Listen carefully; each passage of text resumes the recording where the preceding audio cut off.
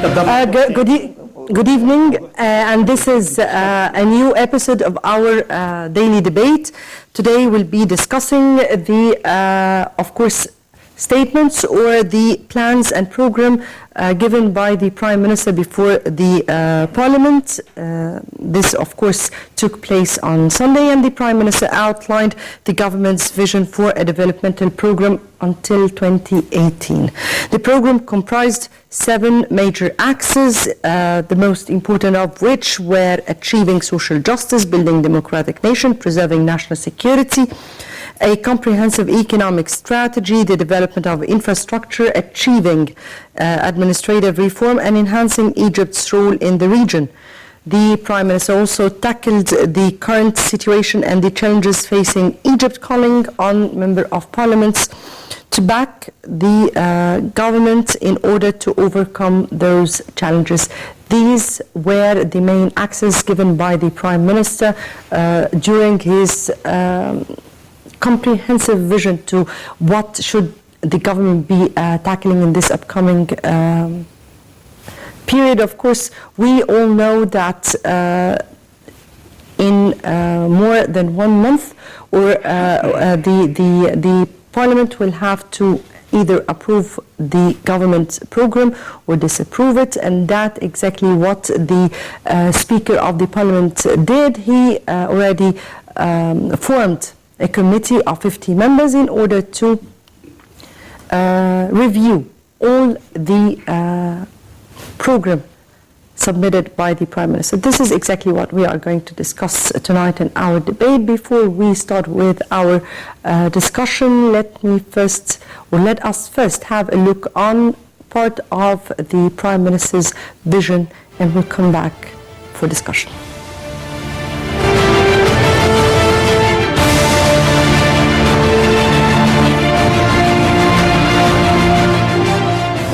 Sharif Ismail presented to the House of Representatives on Sunday his cabinet's 7-step vision for developing the economy and improving public services through 2018. All 34 ministers in the cabinet attended Sunday's session along with the 596 MPs. The government program was titled Yes We Can.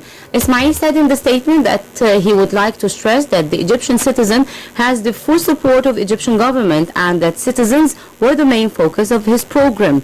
According to the statement, the government's program was summarized in 7 points: safeguarding national security, reinforcing democracy, devising an economic program, prioritizing growth, achieving social justice by improving public services, administrative reform through fighting corruption, promoting transparency, and strengthening Egypt's role in the region. Ismail highlighted these points as the main principles directing the work of the Egyptian government. The Prime Minister noted that the first step, the government is serious about the reform process on all levels: political, economic, social, environmental, and administrative, and it will cooperate, coordinate, and work closely with the House of Representatives to implement this process. He added that the second step is that Egypt faces huge problems and the government will adopt scientific methods to deal with them. The statement also read that any economic action will be accompanied by social protection programs, and no social programs will be adopted unless necessary funds are available.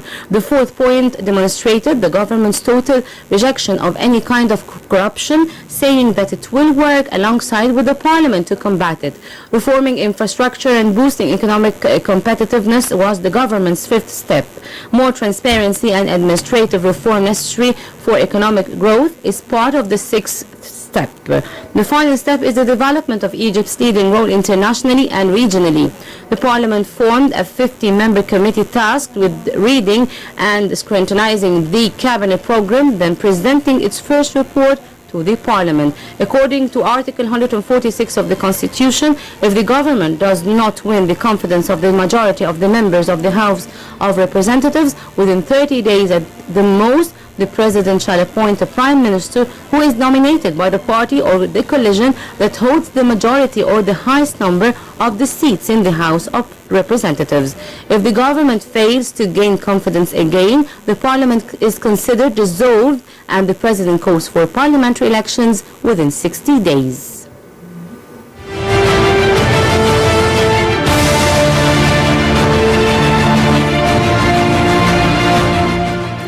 right, welcome back. Before we proceed with our discussion, let me first welcome our distinguished guests. We have with us Dr. Mohamed Abdo, Member of Parliament. Thank you very much for being with us. And Professor Tarek Khalil, founder of the International Association for Management of Technology. And we thank you very much, sir, for being with us. Thank you. If I may just start with an overall assessment, or how did the Parliament receive the plan or the program stated by the Prime Minister just yesterday? Right. The Prime Minister's speech in the House of Representatives yesterday morning was full of too many promises. But government promises is always, government programs is always promising. But how can the government keep its promises? And how can the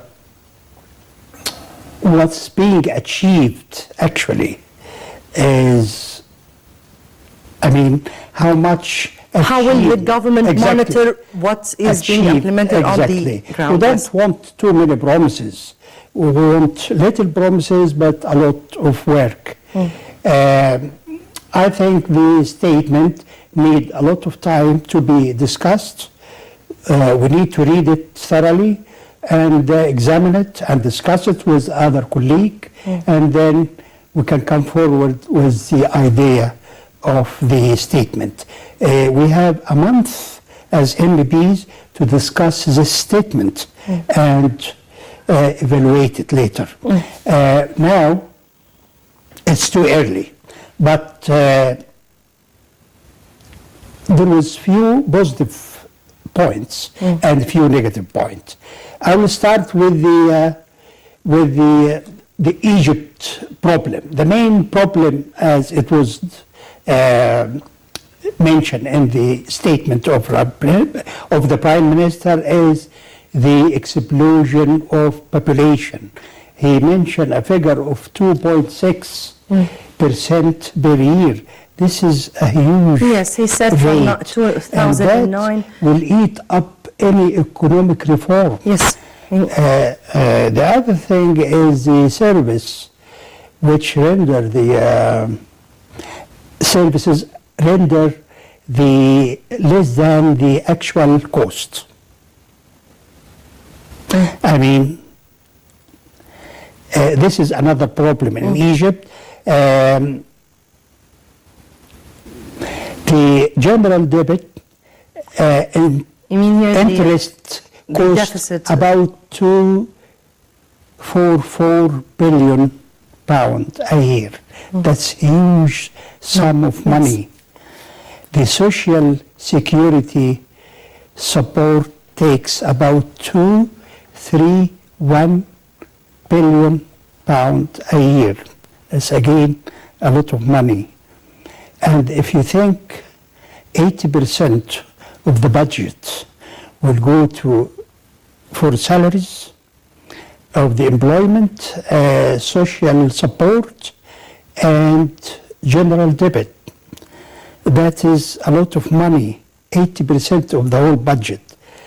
And we left only with 20% for education, health, housing, care, and housing building. So we have to reduce this gap between what we spend it on the as a salary and social support, and the remaining 20%, which is we spend it for the infrastructure and healthcare and the housing program. Yes. I'll come to you back, sir, of how the Prime Minister tackled this issue, because yes, 80% that goes into such issues, remaining 20%, that is something that, of course, the government dealt with during the vision, or what? We'll Yes. see that. Coming to you, Professor Khalil, and as an intellectual, you've been hearing, of course, the Prime Minister's speech before the Parliament, and it contained many axes. But he started with the national security and then went too far to explain the economic threats. If we speak about the beginning, or how people received the Prime Minister's statements before the Parliament. Well, thank you for the questions, and obviously the statement by the Prime Minister is a very important statement, and it's still early or difficult to analyze it completely from just reading it in the newspapers or listening to it on the TV after he gave it, because it wasn't broadcast on the air. It's one needs to go into more details of the fine prints in it, because the devil is always in the details. But obviously he mentioned many of the right things to start with. The 7 trajectories that he actually talked about are very important, and as you just indicated, he started with the national security and obviously fighting terrorism and all these issues, which are essential, because you cannot build any program in the country unless you have stability and you have security. And you can see that the economic growth and so on is very much dependent also on the security of the country. We have seen this in tourism, we have seen this in investments coming in, the GDPs and so on. So all of these are very important subjects, and it was appropriate for him to start with that trajectory and then move into the economic one. So he actually took it in a very nice sequence of things. The national security issues, the democracy issue, and then the economy. And those are the very important things, and it shows where the government actually intends to put its resources and its effort for the next at least period, for the short period. He talked about 2.5 years approximately until the fiscal year 17-18. Which is the short term, but he projected this also To 2030. to 2030, which is very important, because you cannot achieve things only on the short run, even though you can start, and it's very important to start and to have a very strong start in here. So there are many aspects. He said the right things. There were certain things that were missing. Obviously, the emphasis, for example, on education and health and so on, from what you were just mentioning in here, when 80% of the budget is going to salaries and subsidies and only 20% left for investment, you really cannot invest adequately in education and in health and so on. So 20% goes for investment in the primary things that we are supposed to be building our nation with, health and education.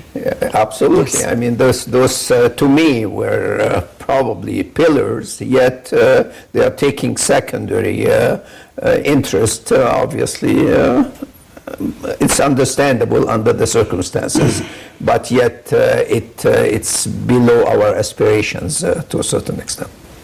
Exactly. And from here I shall take it.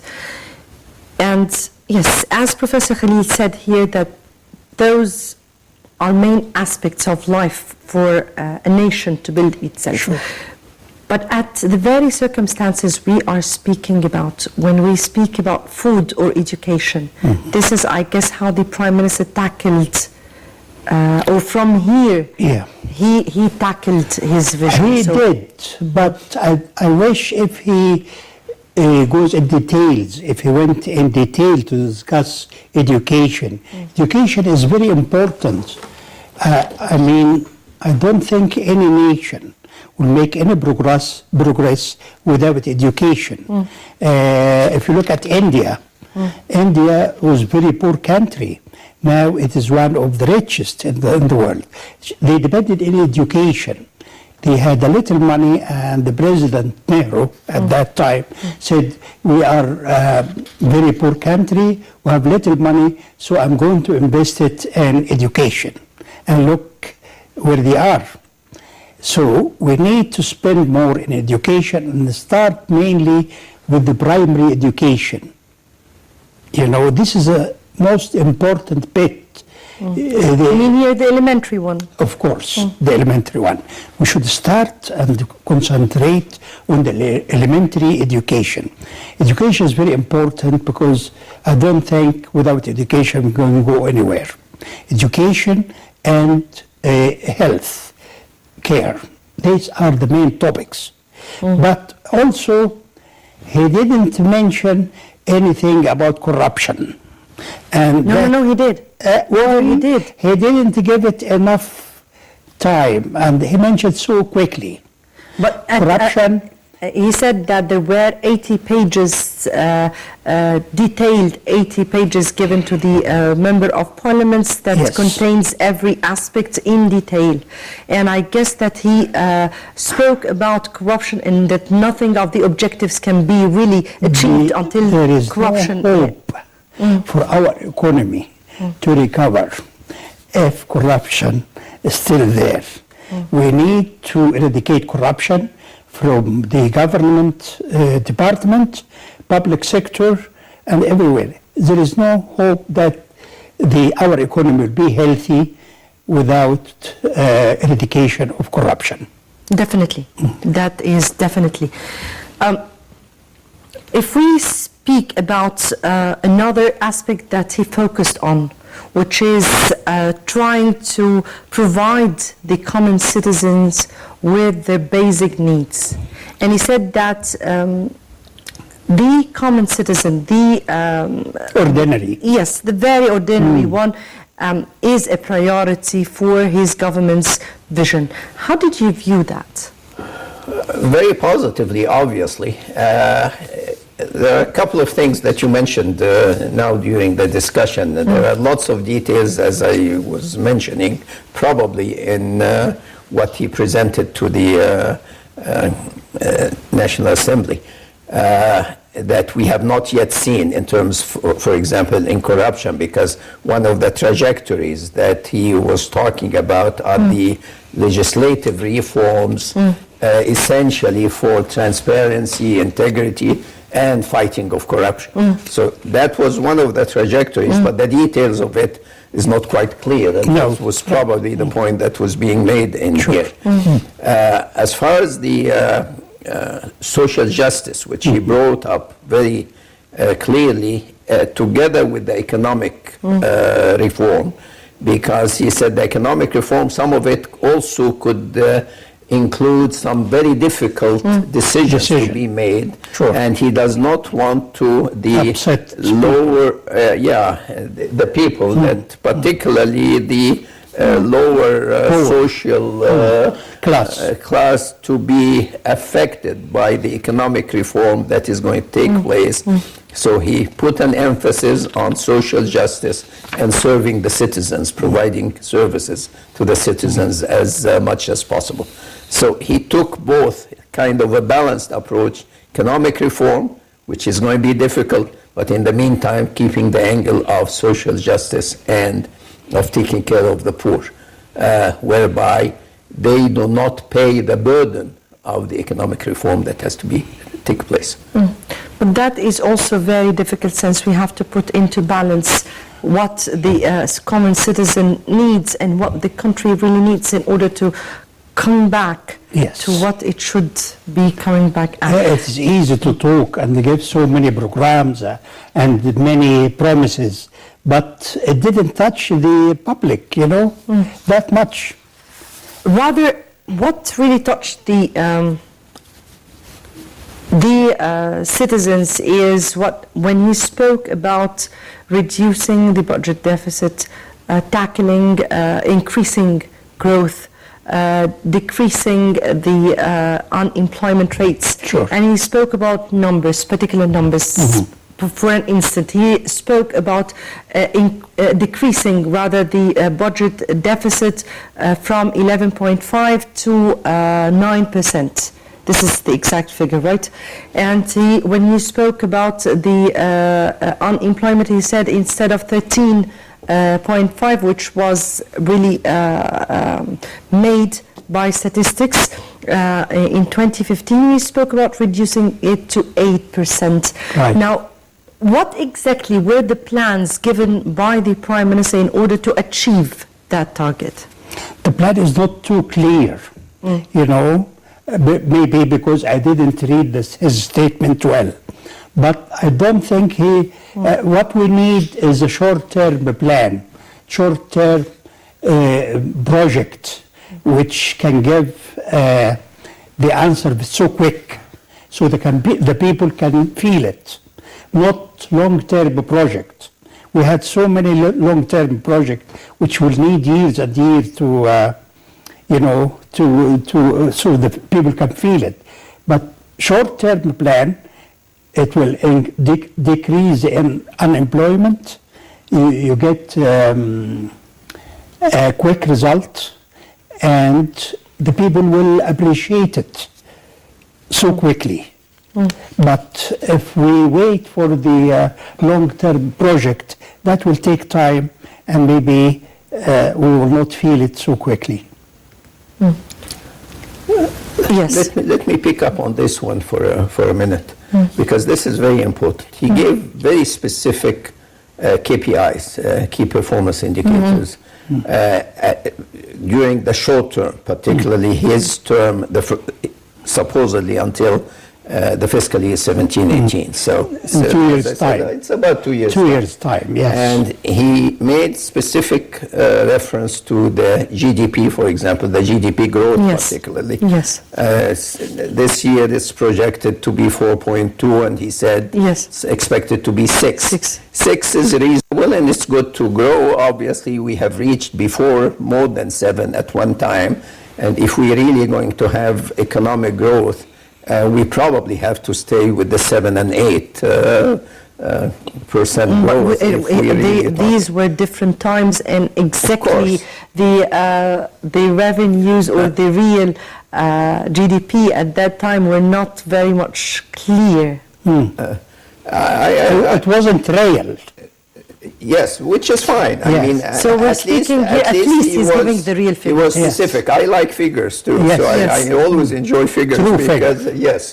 Because we can hold the government responsible at the time. So it's a measure that we can go back and see if it was accomplished or not. So he gave a good figure on the GDP growth. He gave a figure on the inflation, reducing it from about 12% to 9%. He gave a figure on the unemployment of 9%. It was mentioned that this year it's about 11. It's really probably closer to 13 or more. On the budget deficit, obviously, which is huge. It's almost 11.5, 12, and he talked about going down to 9% on the general debt. As a percentage of the GDP, which is huge right now. He talked about reducing it to the range of 90 to 94%. On the national savings, which is another thing, because the national savings rate is very important for investments, for the economic growth, which is currently probably around 6%. In most countries, if you really want to have a decent national savings, be about 15%. He talked about being 9 to 10%. So all the indicators are positive indicators, and they are very good. And if the government can achieve that in 2 years, I think we can have a good measure. I hope they will come through. Exactly. Exactly. This is our aspirations. These are all our aspirations if we're serious here. But mechanisms. What kind of mechanisms did he give in order to achieve what we He didn't give us any mechanism. Actually, sir, he gave you 80 pages. What he is going to do to improve our economy. He didn't give a specific idea, specific steps, and he didn't say where he is going to get the money from as well to achieve such a project. He didn't tell us. So I don't know how we can achieve all this plan. Where can he get the money from? Yes, but we are speaking about an 80 pages that have a kind of institutions. Each institution has to be doing certain job in order to find mechanisms to implement such, I suppose. That's my You suppose. I suppose these too. are my speculations. Yes. Right. So It could be just speculation. it could be. Well, you should You tell be me. much more aware. Well, it is for the government to tell us very clearly and tell us how they can achieve that on reality, not by promising. And we have to monitor the government performance to see if they are keeping their promises or not. This is our job. As MPs, we have to monitor their activity. Yes, definitely. Of course, the Prime Minister also, during his speech, spoke about, as you said, tough decisions. We are going to speak about those tough decisions and what kind of tough decisions should the government be taking here. But before we go on with our discussion, let us first have another look to Prime Minister Sharif Ismail's and how he painted the picture of economy and vowed to find out solutions to the challenges. Let's watch the report and we'll come back for discussion.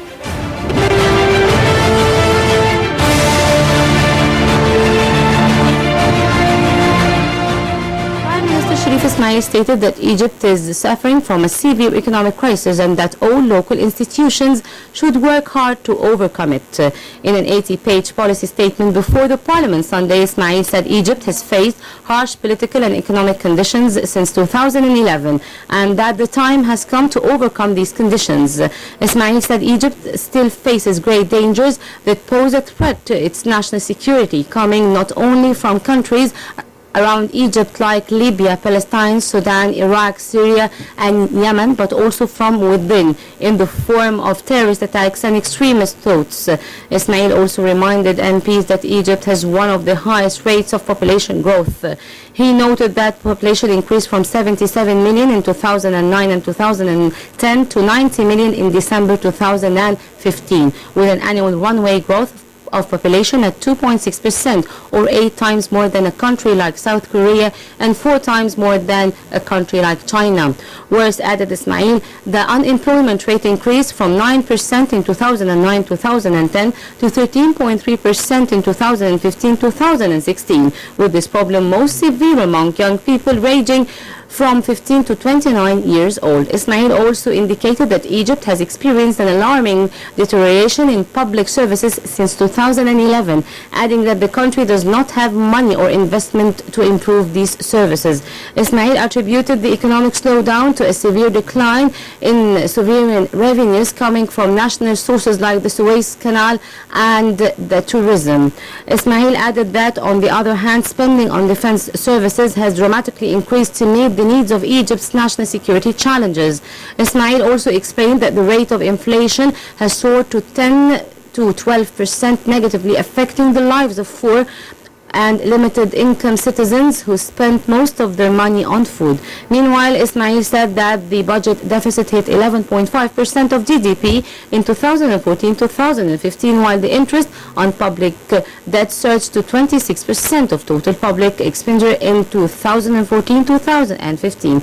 Ismail also indicated that the foreign debt rose from $33.7 billion in June 2010 to $48.29 billion at the end of January 2016. The Prime Minister also made reference to the file of tourism, saying that tourism revenues declined from $10.6 billion in 2010-2011 to $7.4 US billion in 2014-2015. He also said that the bill of commodity imports surged to 61 US billion in 2014-2015, while exports slightly dropped from 27 US billion in 2010 to 22 US billion in 2014. In order to counter these negative developments and get the country out of its economic crisis, Ismail said his government has developed a 2-year economic reform program.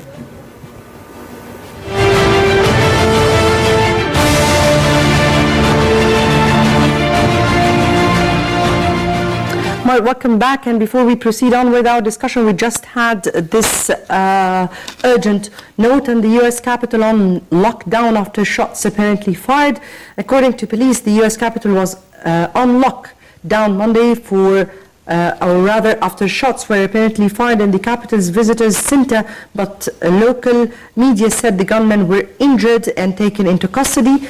They also said that the Congress and the White House were both closed after the 2 separate attacks.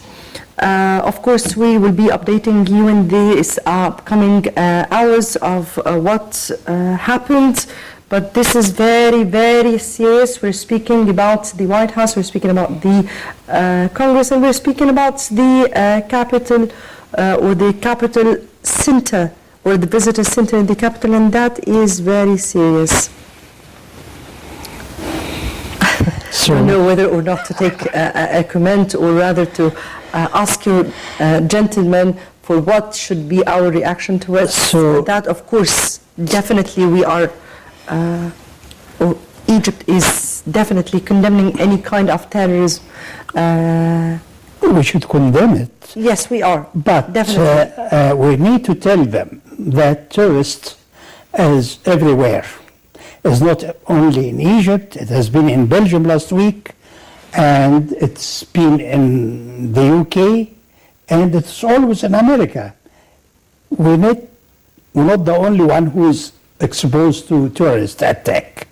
So it is everywhere. So they should really stop being moaning about that, prevent their people to come and visit us. Obviously, all sorts of terrorism should be condemned immediately. Definitely. Yeah. And as was mentioned in here, the terrorism is not particular to any area. Certainly, Egypt has suffered extensively from terrorism, and that can show you also why the Prime Minister put that on the top of his list. Agenda. Yes, the national security. National security and stamping out terrorism. And this should be a global fight against terrorism. Yes, and the, definitely. all that it stands for. Definitely, terrorism is the first issue to be tackled worldwide, even for those who prepared the Guinea anyway. Getting back to what we were speaking about, and of course, as we said, the Prime Minister said that in order to implement his vision or the government's vision, tough decisions should be taken. What kind of tough decision are we speaking about here? Well, obviously, as I can imagine, he has to tackle the subsidy issues. Subsidy is taking a good portion of the GDP, and it is going probably to the wrong people and the wrong channels. Sure. So a reform of the subsidy, I mean, it's not going to be eliminated completely, but it has to be channeled to the people that actually deserve it. There is no sense of subsidizing the rich or the people that have over excessive use of things such as energy or petroleum or things of that nature, and the poor is actually suffering because of this. So we cannot subsidize the rich on behalf of the poor. So equity here has to happen.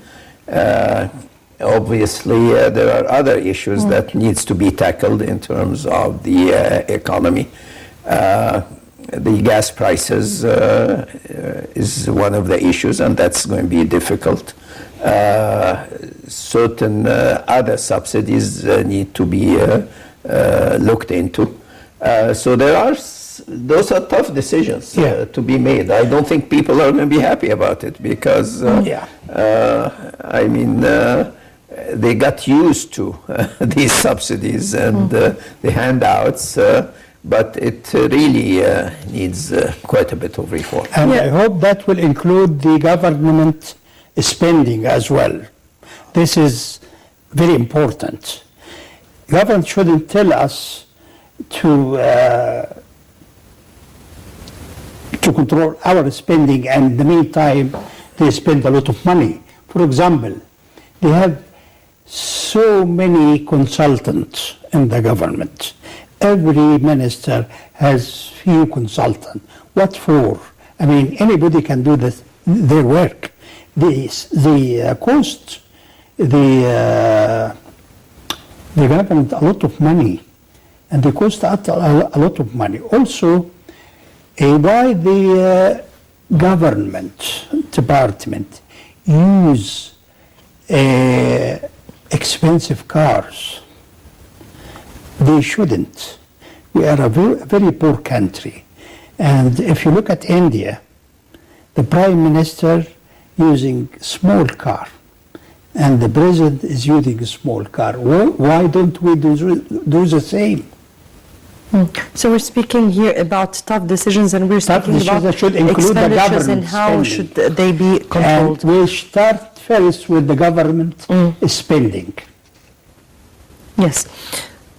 The government and the whole budget, or let me say, the items inside the budget itself should be reviewed thoroughly. Sure. If we get back to the private sector, and how, sir, did you view the role played by the private sector within or in between lines of what the Prime Minister said? Well, I think it has to happen, that it has to be a coalition of everybody involved. And I think he mentioned this. I think he mentioned that the current challenges that are facing the government would require very hard collective activity by all concerned individuals. Not only the government, but all the citizens and the population and the institutions. And it's going to take a teamwork between government, the private sector, and everyone concerned in this case. He mentioned this several times, actually. He says it's going to take very hard work. Yes. Yeah. And hard work has to imply involvement of everybody in work. We have to actually look at the culture of work and look at the collaboration that takes place between the government, the private sector, the educational sector, and everybody involved in here in order to come up with a plan that will take us forward. This obviously is going to depend how you can encourage the private sector to invest. So this will depend on the legislative reforms, such as the investment laws that are still not clear what they are, and we have failed to pass a decent investment law for the very long period of time.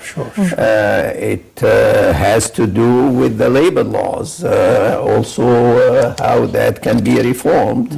And there has been some rules and regulations that would not make things difficult for the investor to come very much and so. invest in Egypt. Yes. We need to make Egypt attractive to the foreign investment and foreign investor.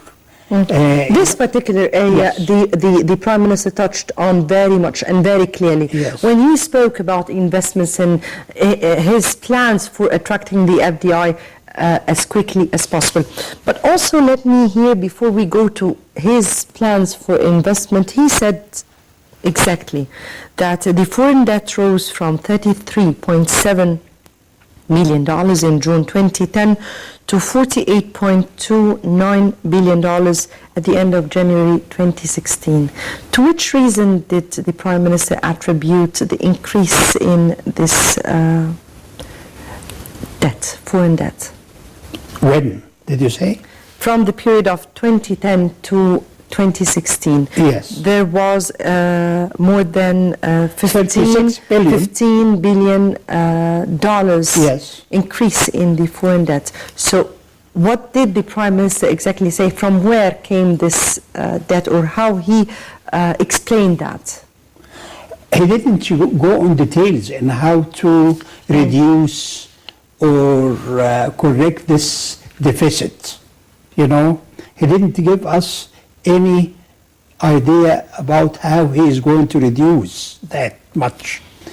Did you say 15 billion? Is that right? I'm speaking about the difference between 33.7 in June 2010 till January 2016. Yes. It became 48.29. Well, do you want to know the reason or how to correct No, I it? want to understand how the Prime Minister spoke about this, the reasons behind this.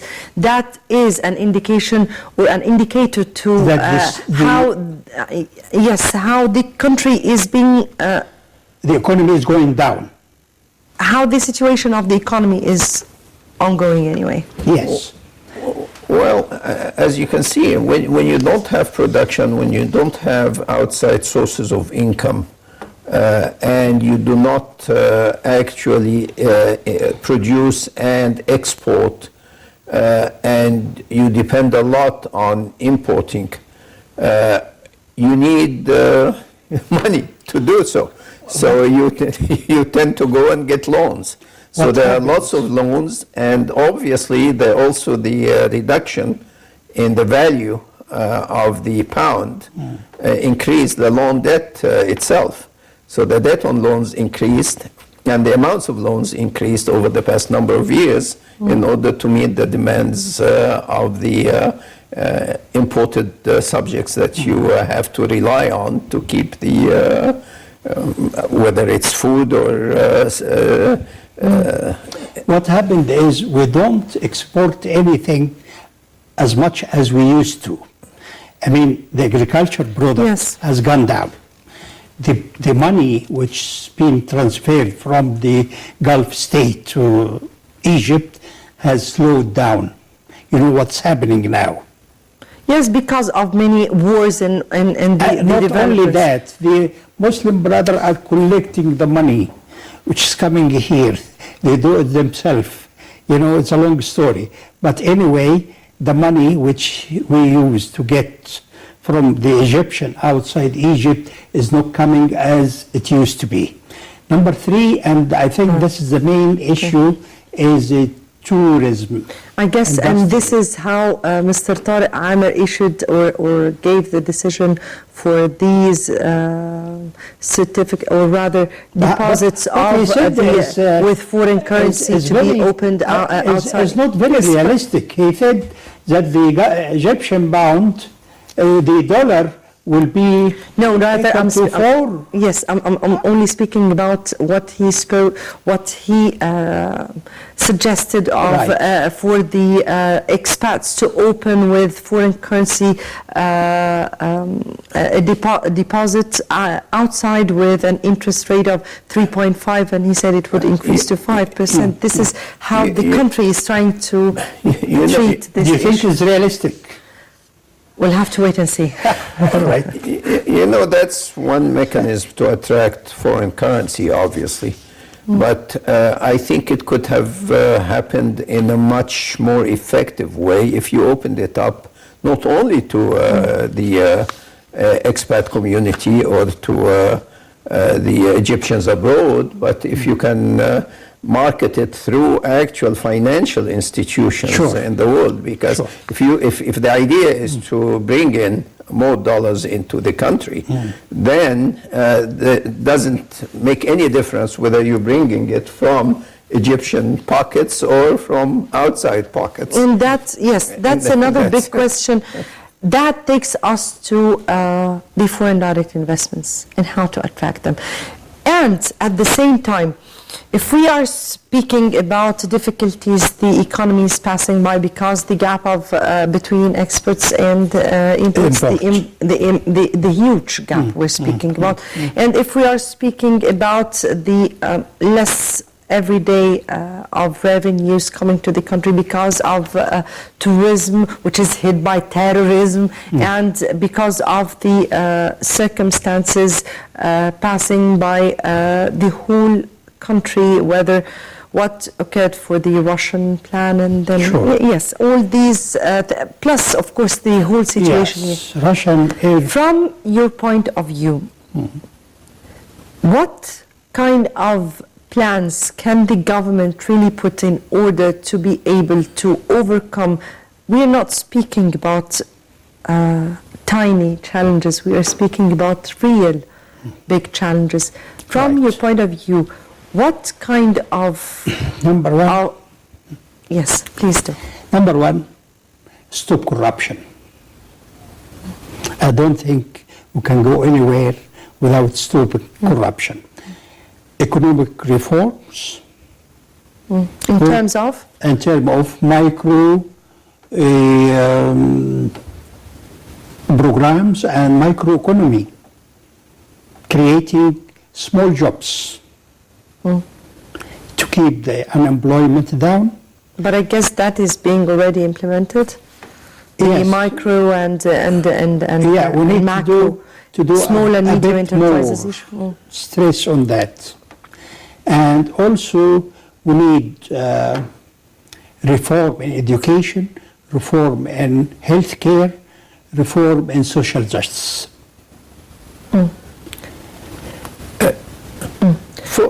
That requires also money. Foreign investments are very sensitive, obviously, to local laws.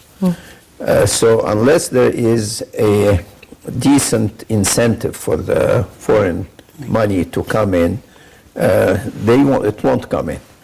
And the indications can be very simple. If your own people or your own business people are not going to invest in this country, the foreign investment is not going to come to this country.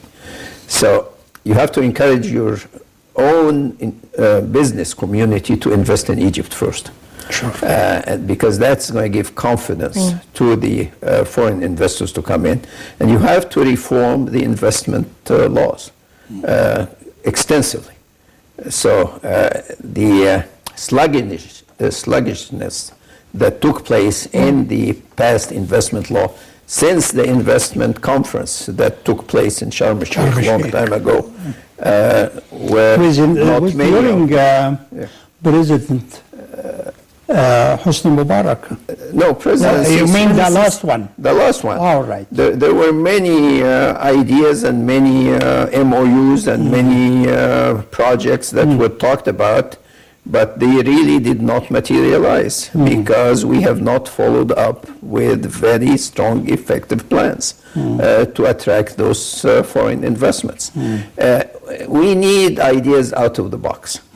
I don't think that the current practices, the current plans, the existing regulations are going to encourage that enough. The government has to be bold.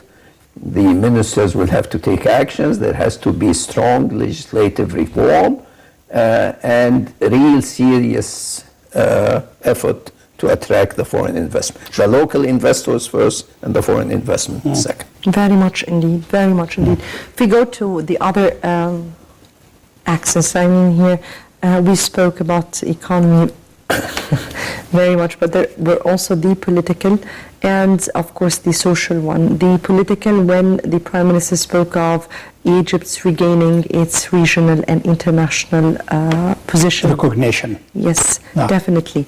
And he spoke about the government's plans for that. So what exactly what exactly were the plans given for that?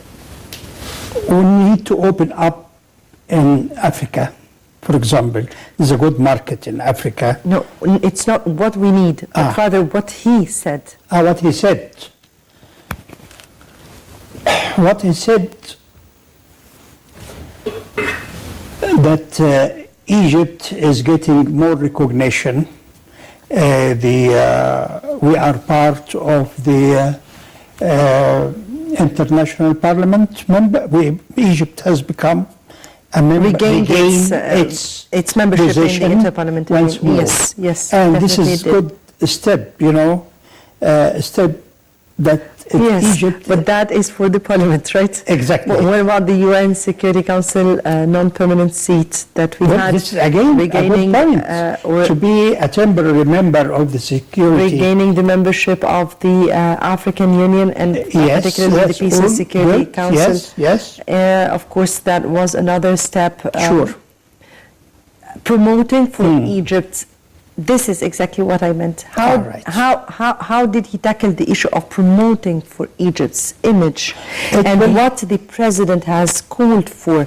He said just before or ahead of the Sunday vision of the Prime Minister, the president spoke about trying to correct the tarnished image of Egypt, or rather put Egypt in its right image in front of the world. So how did the government or the Prime Minister or the head of the government spoke about that?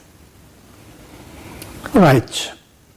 One of the trajectories the Prime Minister, and he mentioned that very important, is restoring Egypt's leading role in the regional and international affairs.